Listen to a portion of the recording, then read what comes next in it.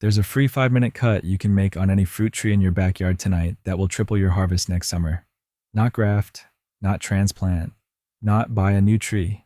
A single specific cut made in the right place at the right time of year that releases a hormone signal the tree has been suppressing for years and unleashes flower production on every dormant bud along every branch.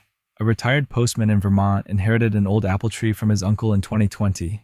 The tree was 40 years old and produced maybe a dozen apples each fall, most of them too high to reach without a ladder. The local tree service quoted him $480 to come prune it professionally. He turned them down. Instead, he watched a faded gardening film his uncle had recorded in 1987 and copied the cuts he saw on screen. The first summer after he made those cuts, the tree produced 87 apples on branches he could reach from the ground. The second summer, over 200.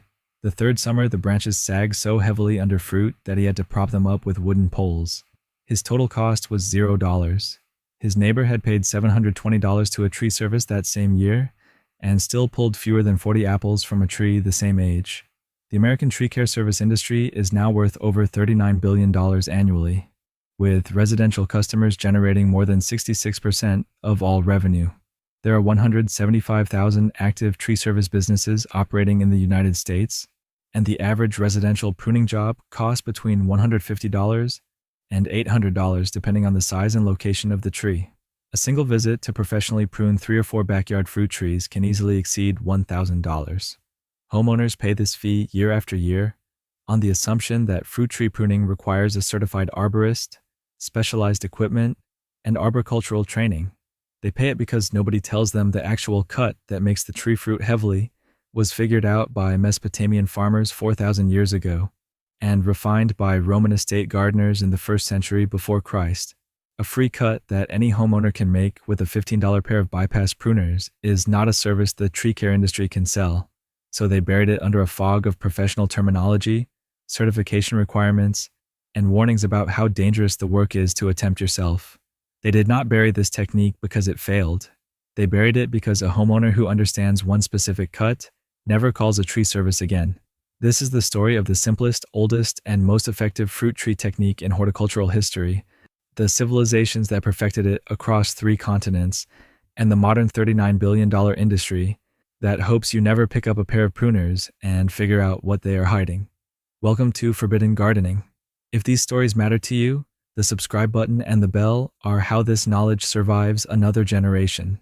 Here we dig up what the tree care industry quietly buried. Let me take you back to where this story really begins. Around 1400 BCE, ancient Egyptian gardeners painted detailed images of espaliered fig trees onto the walls of tombs at Thebes. The figs were trained flat against stone walls and meticulously pruned to maximize sun exposure and fruit production. By the time of the Assyrian Empire in 1200 BCE, iron-bladed pruning hooks were already standard equipment in royal vineyards and orchards. When the Romans inherited the techniques of the conquered world, they refined them into a high art they called ars topiaria, the ornamental gardener's craft. The Roman writer Cato the Elder described 4 different types of bill hooks in his agricultural manuals, each designed for a specific cutting task in vineyards and fruit orchards. A subterranean dining room from the reign of Emperor Augustus, called the Triclinium of Livia and excavated near Rome, contains a stunning wall painting depicting at least 24 species of plants. Every fruit tree in the painting shows the careful, deliberate pruning cuts of a Roman gardener who understood exactly which branches to remove to maximize harvest. The technique spread across Europe with the fall of the Roman Empire, surviving in the monasteries of the Middle Ages, where monks tended walled orchards behind cloister gardens. By the 16th and 17th centuries, French and English gardeners had refined espalier into a system so productive that a single south-facing wall could yield more peaches, pears, and apples than an entire orchard of freestanding trees. The Sun King Louis XIV ordered his chief gardener, Jean-Baptiste de la Cantini, to plant the legendary Potager du Roi at Versailles, using espalier techniques borrowed from Roman manuscripts. Within a decade, the king was eating fresh strawberries in January and asparagus in March from plants pruned and trained by gardeners who knew, by direct experience, that the right cut at the right time tripled what a tree would produce. Before I go any further, I need to stop and tell you something important. This video is just the first layer of what the garden industry has spent decades burying. I spent months compiling every forgotten gardening technique, every suppressed home remedy, every cheap natural method into one complete archive. All of it is inside the complete Forbidden Gardening Vault. The exact fruit tree pruning calendar for apples, pears, peaches, plums, and cherries. The hydrangea color trick, the banana peel rose food formula, the Epsom salt schedule, the vinegar and salt weed killer recipe, the aspirin and milk tomato formula, the lawn tonic recipe your grandfather mixed in his garage, the Persian olla irrigation pots that cut water bills by 70%, over 12 complete garden guides in one vault, every page built for immediate use this weekend. The link is in the description, but stay here, because the science behind this cut explains why a 5-minute snip outperforms a $480 professional service. Here's what actually happens at the hormonal level when you make the right cut on a fruit tree. Every growing branch tip contains a concentration of a plant hormone called auxin, specifically indole-3 acetic acid. Auxin is produced at the very tip of every shoot, and it travels downward through the branch in a process called polar transport. As auxin moves down the branch, it suppresses the growth of every dormant bud it passes. This is called apical dominance. The tip controls the branch. The dormant buds stay dormant. The tree puts all its energy into vertical growth, reaching for the sky, producing fewer and fewer flower-bearing lateral shoots as the years pass. This is exactly why old fruit trees produce most of their fruit at the very top, on branches no homeowner can reach. The tree is doing what its hormones tell it to do. The discovery of this phenomenon began in 1880 with Charles Darwin, who first observed apical dominance while studying Timothy grass at his country estate in Kent.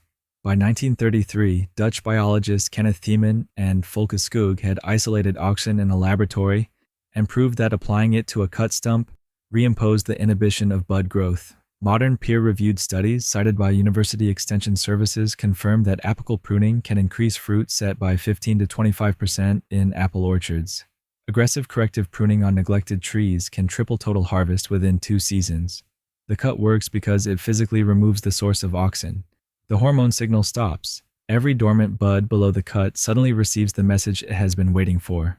Wake up, grow, flower, produce fruit.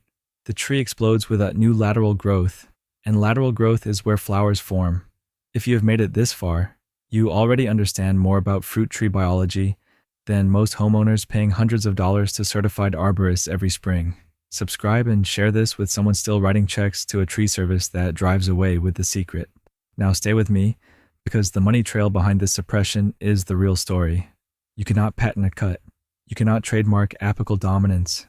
You cannot build a $39 billion industry on the truth that a 5-minute snip with a $15 pair of pruners triples the harvest of any neglected fruit tree. The economic engine of the residential tree care industry depends on one psychological lever. The homeowner must believe that fruit tree pruning requires professional certification, specialized insurance, and arboricultural expertise that takes years to acquire. Every glossy marketing brochure from every tree service reinforces this belief. The pruning is dangerous. The cuts are complex, the decisions are technical. Trust the certified arborist. Pay the invoice. Meanwhile, the actual cut that triples your harvest is something any homeowner can learn in 5 minutes from a YouTube video and execute with hand pruners purchased at any hardware store for $15. I need to be honest with you about the real limits of this technique. You cannot fix 40 years of neglect in a single afternoon. Aggressive pruning on a severely overgrown tree must be spread across 2 or 3 winters to avoid shocking the tree into a non-productive sulk. Some cuts genuinely do require professional equipment, like removing major limbs over 30 feet up or near power lines. And every species has its own specific timing. Apples and pears are pruned in late winter while dormant. Peaches and nectarines are pruned in early spring just before bud break. Cherries and plums are pruned in summer right after harvest to avoid silverleaf disease. Know your species, learn its timing, and never prune in the rain or just before freeze. Here's exactly how to do it in your own backyard. Wait until the appropriate dormant or post-harvest window for your species. Buy a clean, sharp pair of bypass pruners and a pair of loppers from any hardware store. Total cost under $40. Start by removing the 3 Ds: dead branches, diseased branches, and damaged branches. Then remove every branch that crosses or rubs against another. Then identify the central leader, the topmost vertical shoot of the tree, and prune it back by 1/3. This single cut releases apical dominance and signals every dormant bud below it to wake up. Next, identify every vertical shoot that has grown straight up from the main scaffold branches. These are called water sprouts. Remove them at the point of origin because they never produce fruit. Finally, prune back the tips of the remaining horizontal scaffold branches by about 1/4 of their length. This last cut concentrates the tree's energy into the lateral fruiting spurs that will explode with blossoms next spring. A homesteader in Michigan documented her neglected apple orchard online across 3 full seasons after applying this exact pruning protocol. Her 4 old trees produced an average of 15 pounds of apples per tree in year 0. By year 2, average production had climbed to 62 pounds per tree. By year 3, her smallest tree produced over 90 pounds of fruit, and the bushel she gave away to neighbors became a local tradition. Her total cost across 3 years was $40 for 1 pair of replacement pruners. This knowledge did not die because it stopped working. It died because it worked too well on the most universally owned backyard tree in America, in a way that completely eliminated the residential tree service industry's most reliable annual revenue stream. Egyptian gardeners painted these cuts onto tomb walls 3,400 years ago. Roman estate managers refined them in the gardens of Augustus. Medieval monks fed entire monasteries from walled orchards using these techniques. Versailles gardeners served the Sun King fresh peaches in January, with cuts copied from Roman manuscripts. Charles Darwin documented the underlying hormone in 1880, and then one generation of homeowners stopped picking up the pruners because a glossy tree service brochure told them only a certified arborist could make the cut. The pruners are in the hardware store. The cuts have not changed in 3,000 years. The oxen signal still tells every dormant bud exactly what to do. The only thing that changed is who convinced you that you needed a certificate to make the simplest, oldest cut in horticulture. If this vault opened something for you today, subscribe and share this video. The next vault opens soon, and what is inside is going to make every seed catalog in your mailbox suddenly look like a very expensive deception.